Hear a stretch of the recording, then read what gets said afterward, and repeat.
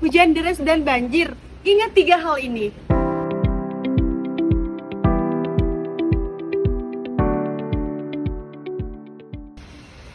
Yang pertama, mematikan listrik sejak dini. Air dan listrik adalah kombinasi mematikan. Putuskan listrik sebelum air masuk ke rumah. Yang kedua, evakuasi lebih awal. Jangan tunggu air tinggi. Evakuasi lebih cepat jauh lebih aman daripada terlambat. Yang terakhir, ikuti info resmi dan jangan nekat. Pantau info resmi, jangan terobos banjir atau ambil resiko yang tidak perlu. Keselamatan adalah tanggung jawab bersama. Bagikan video ini, satu share bisa menyelamatkan satu keluarga.